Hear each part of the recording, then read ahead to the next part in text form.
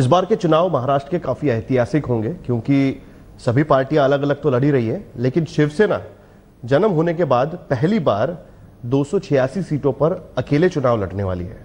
अब ये चुनाव लड़ने का फैसला उनका नहीं था, ये किसी और का था, लेकिन निभाना अब शिवसेना को पड़ रहा है। इस पर बात करने के लिए हमारे साथ है शिवसेना के अध्यक्ष उद्धव ठाकरे। नमस्कार।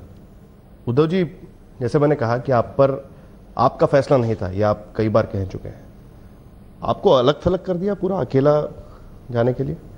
नतीजा तो वही है ना, परिणाम तो वही दिखाई दे रहा है। पहली बात मैं साफ करना चाहता हूं कि जैसे आपने कहा कि ये हमारा फैसला एक चुनौती के रूप में मैंने वो स्वीकार किया है।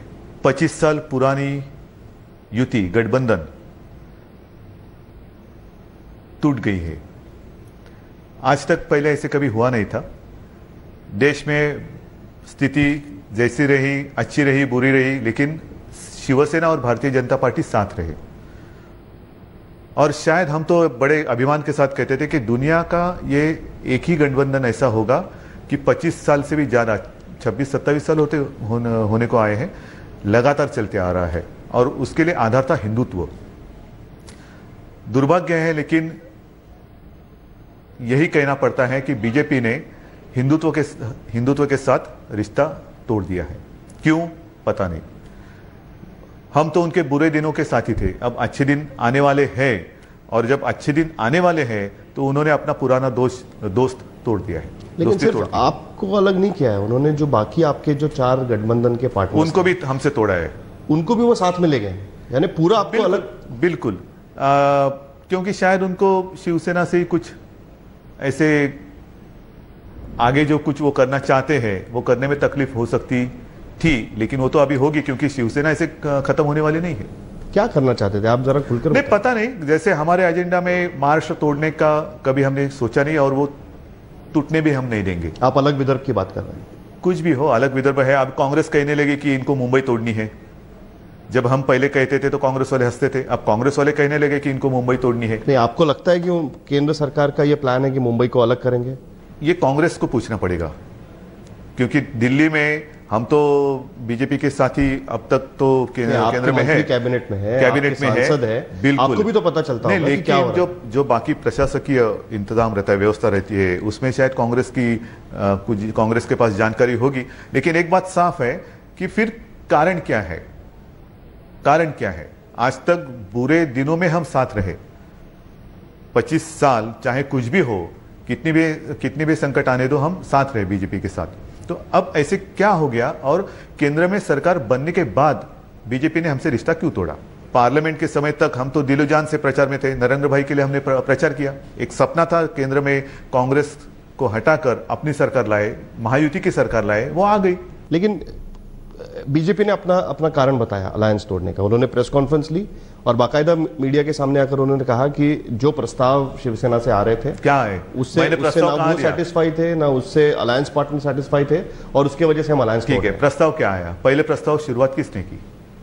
25 साल में आज तक गठबंधन में कभी खींचातानी हुई नहीं, गर्मागर्मी हुई नहीं, ऐसी बात नहीं थी। विवाद तब भी हुए थे, प्रमोद जी थे, गोपीनाथ जी थे, लेकिन वो यहीं से थे, महाराष्ट्र से थे।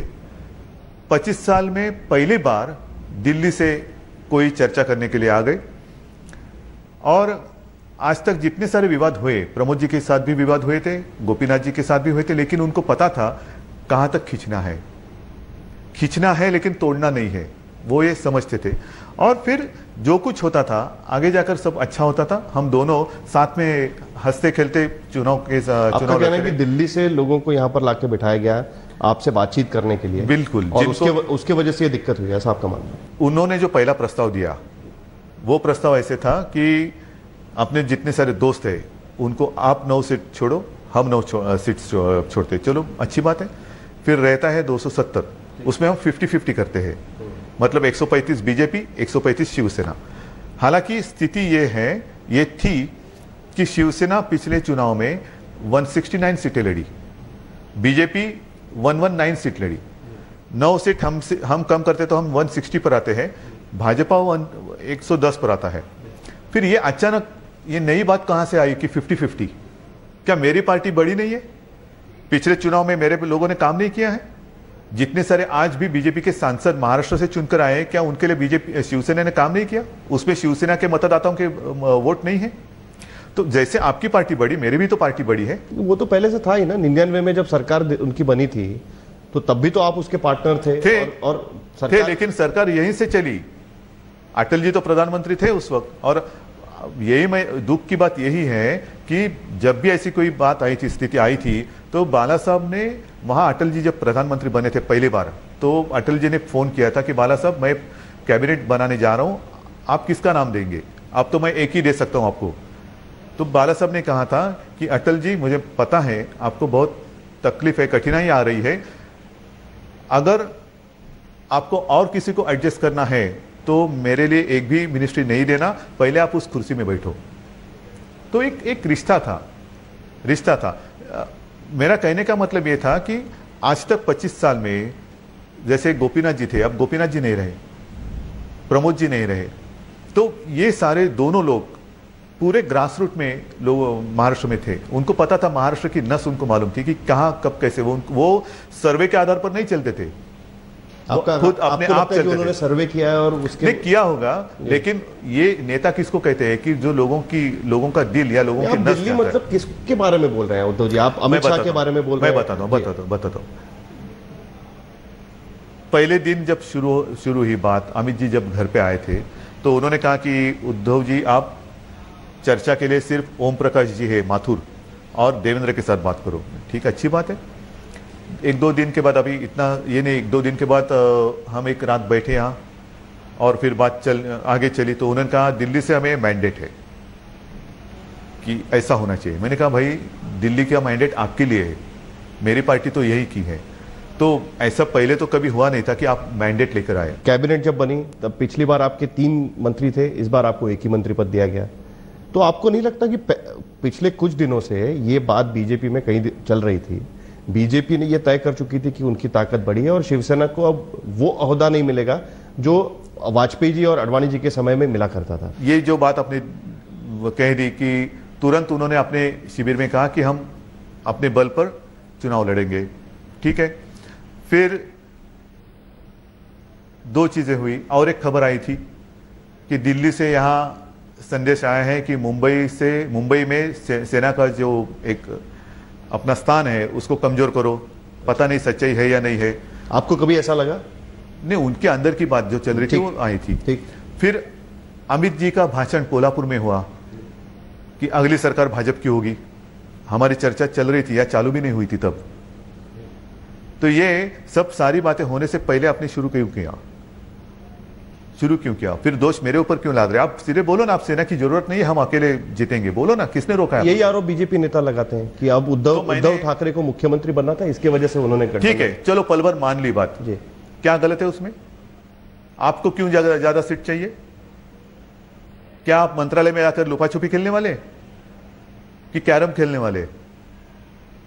मैं तो मेरे पार्टी का चीफ हूं, मैं तो चाहूंगा मेरी पार्टी सत्ता में आए, मेरे पार्टी से मुख्यमंत्री बने। मैं क्यों नहीं चाहूंगा? मेरा सवाल यह है कि ऐसा लगता है उद्धव जी कि जब से मोदी जी ने कमान संभाली है भारतीय जनता पार्टी की सरकार की, कुछ गड़बड़ चल रही है आपकी और उनकी। क्योंकि सबसे पहले आपने सामना में लिखा कि आपने प्रधानमंत्री के तौर पर बाला साहब ठाकरे ने सुषमा स्वराज को सपोर्ट किया। बिल्कुल ठीक है।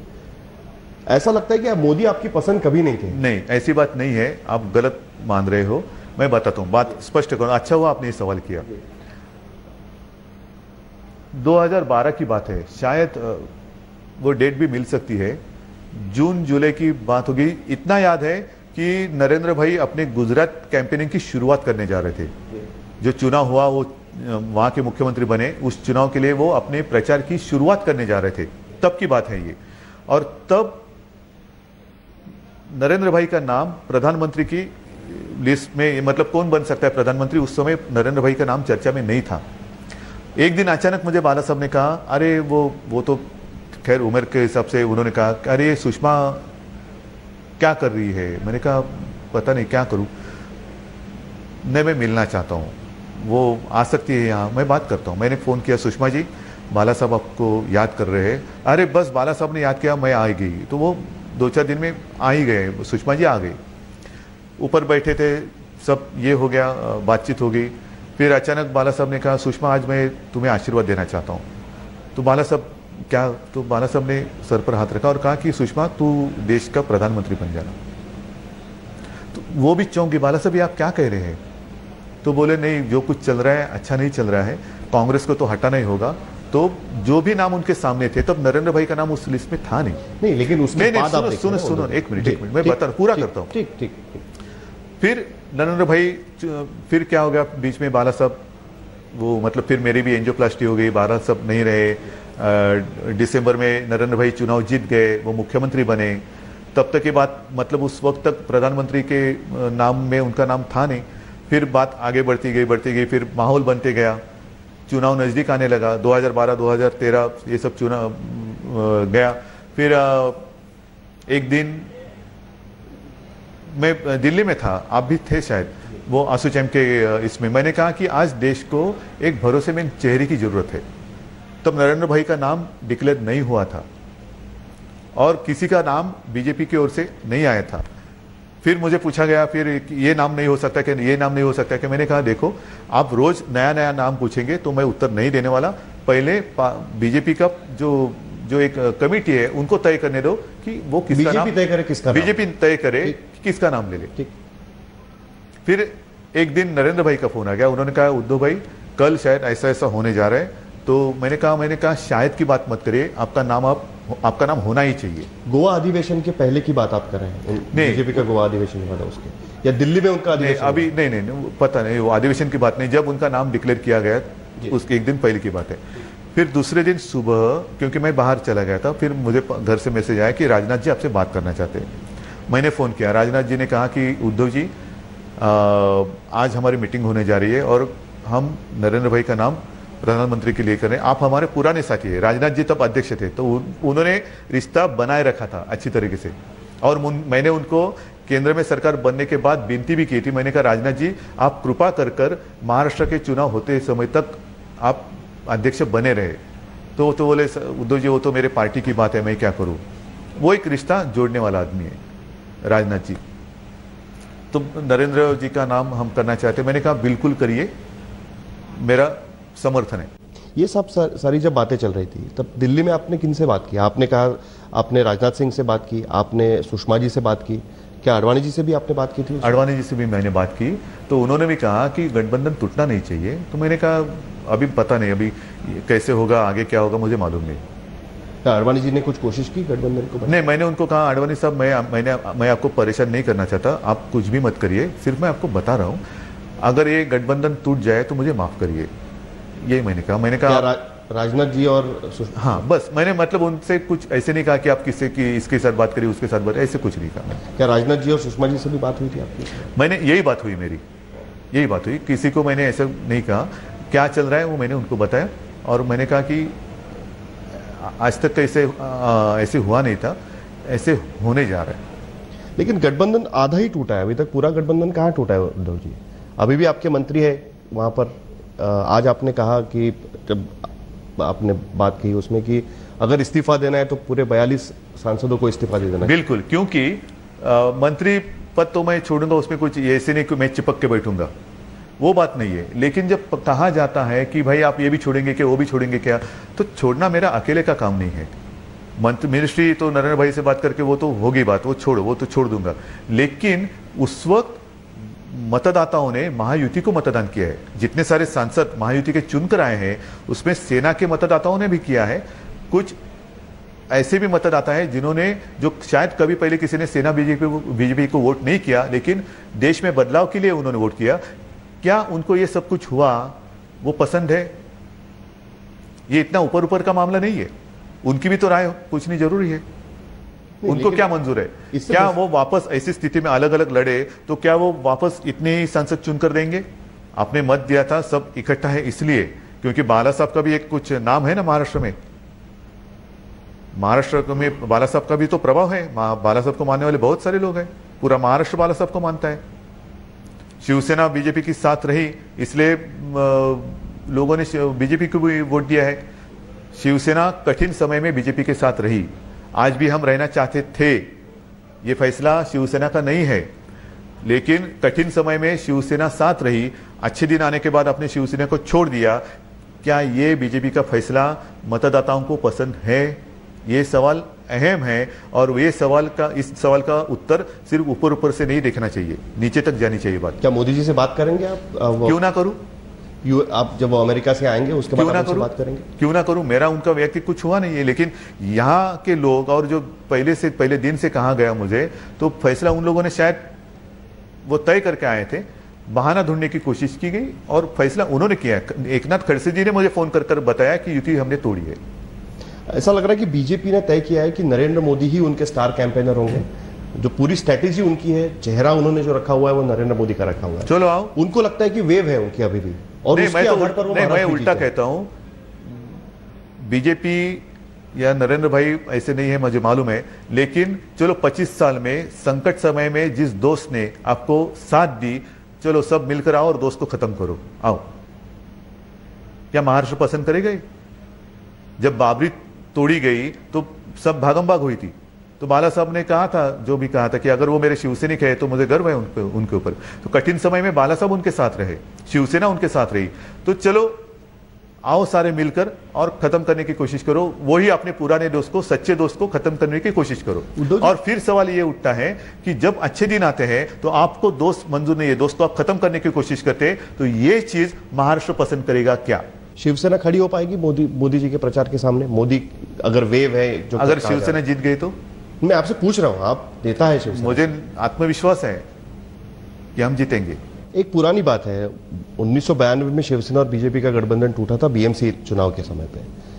तब बाला साहब ठाकरे और प्रमोद महाजन उन्होंने एक जॉइंट स्टेटमेंट निकाला था और कहा था कि हम गठबंधन तोड़ रहे हैं क्योंकि हमारा सीट शेयरिंग पे मामला नहीं बन पाया, लेकिन आगे हम लोग गठबंधन जरूर करेंगे। ये उन्होंने तभी अपने कैडर को बोल दिया था और कहीं आपस में झगड़ा मत करिए, बिल्कुल ये भी बात उन्होंने कही थी। अब की स्थिति में क्या कोई आपको इस तरीके की स्थिति आगे नजर आती है? क्योंकि आगे बीएमसी के चुनाव होंगे, आगे विधानसभा के दोबारा चुनाव होंगे, आगे लोकसभा के चुनाव होंगे, कहीं ना कहीं कोई भी गुंजाइश या बहुत कड़वाहट है कि अभी कुछ हो ही नहीं सकता बीजेपी? कड़वाहट मैं तो नहीं चाहता कि आए, क्योंकि फिर कांग्रेस एनसीपी से हमारा फोकस हट जाएगा।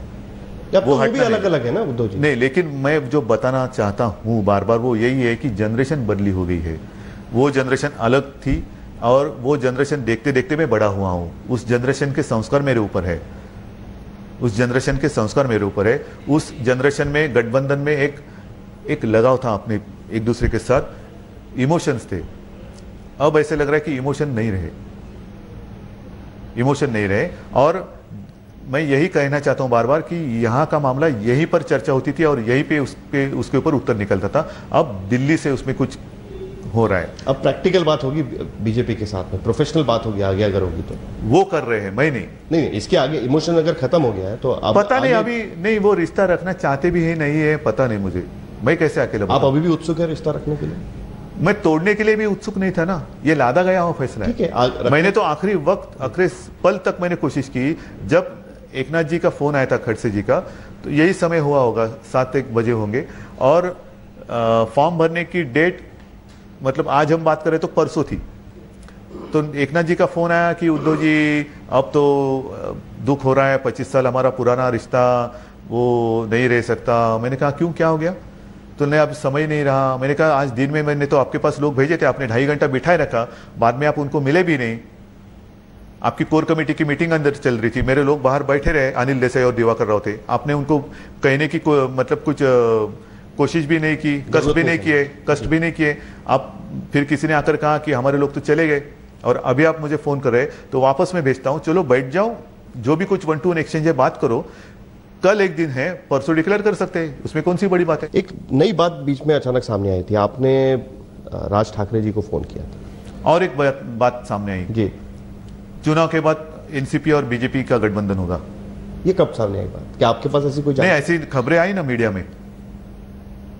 अच्छा, बोला आपको लगता है कि एनसीपी बीजेपी गठबंधन हो सकता है, इसके वजह से ये गठबंधन टूट गया है? ऐसी भी प्लान की हुई खबर हो सकती है। क्या भाजपा और एनसीपी चुनाव के बाद एक साथ आएगी? नहीं, मुझे नहीं पता, आपके पास जानकारी है, मैं आपसे नहीं, ये तो खबरें हैं। जिस खबरों के आधार पर आप बात कर रहे हैं, उसी खबरों के आधार पर मैं बोल रहा हूँ। आपने नहीं, थोड़ा सा आप ही क्यों सवाल पूछे, मेरा भी अधिकार है। ये तो सवाल ये भी उठ सकता ये है। डेमोक्रेसी है। अरे उद्धव जी, सवाल तो ये भी उठ सकता है कि एनसीपी और शिवसेना भी एक साथ आ सकते हैं। आप वैसे भी सवाल ये उठता है कांग्रेस और बीजेपी भी एक साथ आ सकती है। चलिए, आपने फोन तो किया था। नहीं, सुनो, एक बात जरूर कि बीजेपी तो चाहती थी कि लोकसभा चुनाव के पहले एनसीपी एनडीए में आए, जिससे मैंने आपके पास जानकारी है। मेरे से बात हुई ना, और तब मैंने और गोपीनाथ जी ने विरोध किया था, राजू शेट्टी और जानकर ने विरोध किया था।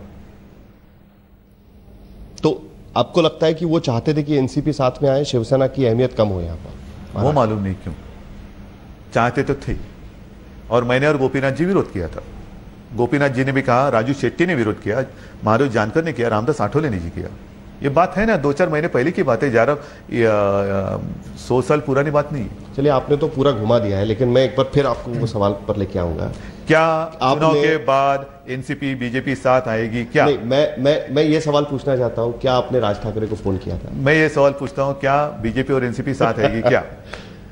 हमारे पास जानकारी है कि आपने हालचाल पूछने के लिए फोन किया था। ये कितना सही है? एक बात सच है, मैंने फोन किया था जब अपना वो प्रोग्राम था ना, पंचायत आज तक, क्या कॉन्क्लेव पंचायत आज तक, हाँ, तब उसी दिन वो आने वाले थे, नहीं आए, और खबर मिली, शायद आप ही ने बताया कि उनकी तबीयत ठीक नहीं, और फिर मैंने सोचा अरे इतने दिन तबीयत ठीक नहीं क्या हुआ, इसलिए मैंने फोन किया था। उसमें कोई गलत बात नहीं की मैंने। नहीं, बिल्कुल गलत बात नहीं। आप एक परिवार हैं, और जब आपकी तबीयत ठीक नहीं थी वो भी आपके यहाँ पर आए थे और आपने भी उनको फोन किया था।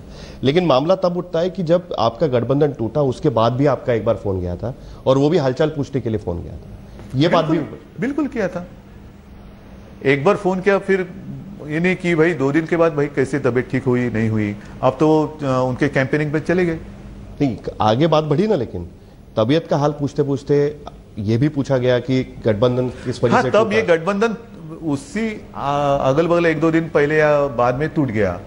तो क्या चल रहा है, मैंने कहा ऐसे ऐसे बीजेपी कर रही है, और एकदम 34-35 सीट मैं तो छोड़ नहीं सकता। तो और ये बात तो मैंने खुलेआम कही है, आज आपके सामने कह रहा हूं, तो जो बात मैं खुलेआम कह रहा हूं वही बात मैंने उनको बताई।